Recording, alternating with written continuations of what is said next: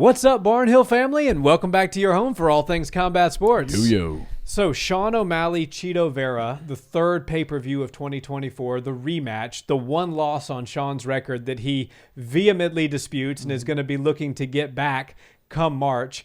I think this is a really good fight. It's a good one to kind of talk about from a cursory level as to how this goes any differently than it did the first time, which was Sean O'Malley really kind of winning the fight handedly, and there was a skills gap, at least to me, that was apparent. And more importantly than a skills gap, there was a real speed gap between him and Chito. And now obviously Chito landed that leg kick that deadened the nerves in his leg.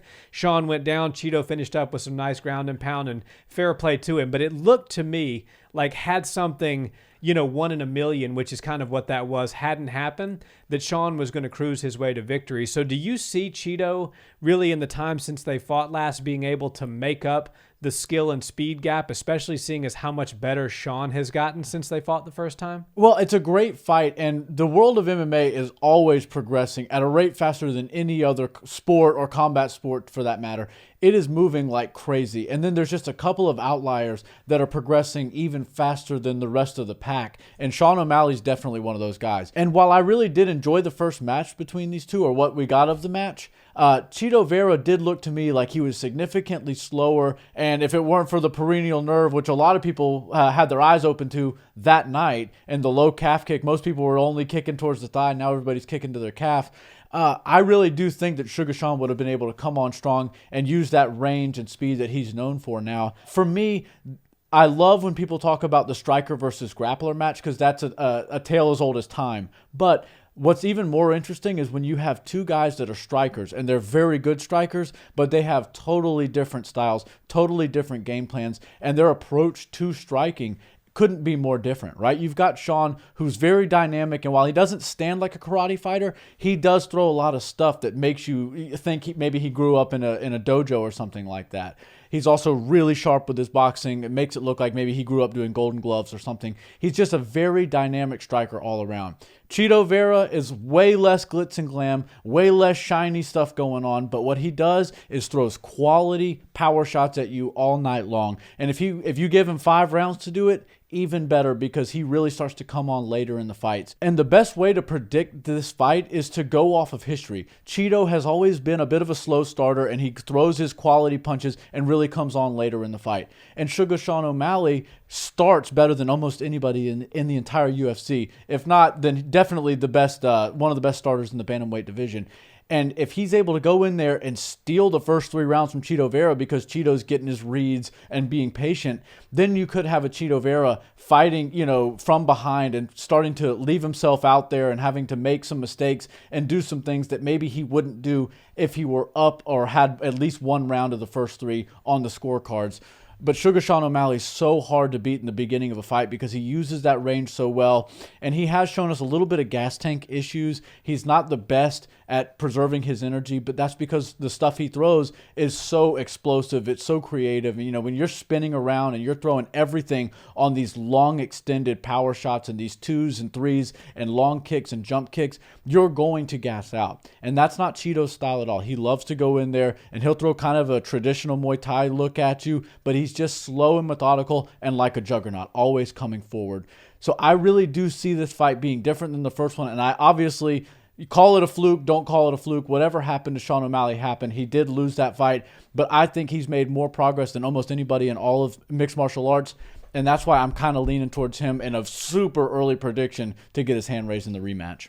Yeah, my early leaning is towards Sean as well, but obviously we're a few months away. That could change. We'll see some training footage come out and whatnot. But I think it's worth making a case for Chito, and I think you were right on to something with regards to the gas tank. Sean O'Malley is super dynamic, and even more than dynamic, he's precise. Yeah. He lands really long, precise shots. He keeps you at the range he wants to keep you at. And I don't think there's any debating that Sean O'Malley, especially given how slow Chito starts, is going to win the first 2 rounds. That's something I would be willing to bet 100% on. Right. And so then if Sean wins the first 2 rounds of a 5-round fight, and we know that Chito comes in really strong in rounds 4 and 5, and Sean starts to fade, and Chito's also very difficult to finish, there is a high likelihood that Chito Vera is going to be around come the later rounds. Right. And so let's say that Chito wins rounds 4 and 5.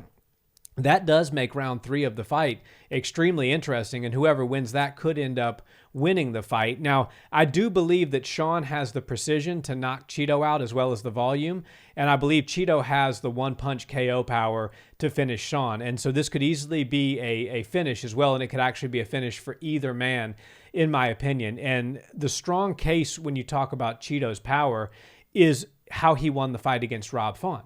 Rob Font landed twice as many shots as Vera, and the judges gave the fight to Chito. That shows you they factored in the damage that Chito did and the few shots that he did throw. And he's very methodical. He's very meat and potatoes. He's come forward, 1s and 2s down the pipe, hard leg kicks.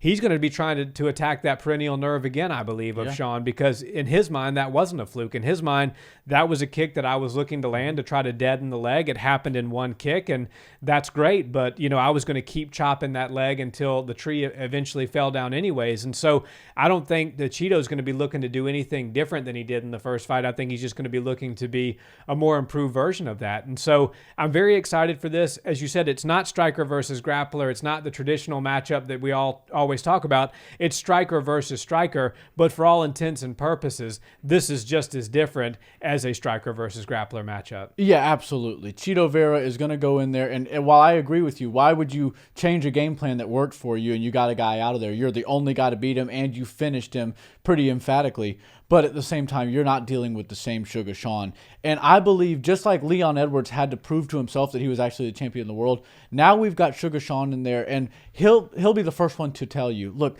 maybe my strength of schedule wasn't the best when I got into the top 15. But then when I proved to myself that I could beat Peter Yan, and I know that was a controversial win, but he still got his hand raised, and that was still a tough night for anybody. He got himself the title shot against Aljamain Sterling, and then truly proved to himself, yes, I do belong with all the best names in the world. The Umar Nurmagomedovs, the Merab Dvalishvilis, the Aljamain Sterlings, the Corey Sandhagens, the TJ Dillashaw's. I'm with all of those guys. I can hang with every single one of them. I'm getting my hand raised against everybody. And this one for me felt like, when it first happened, Chito Vera was probably never going to get this close to a title fight. I didn't really believe in him like that. And then I saw him beat Sean. I'm like, okay, maybe this guy's legit. And then you see Sean come right back into the play. And I'm like, okay, well, if one of these guys winds up with the belt, they are not finished with their feud whatsoever. Even though Chito got his hand raised, he's not done with Suga Sean. He wants to beat him up again if he has the opportunity.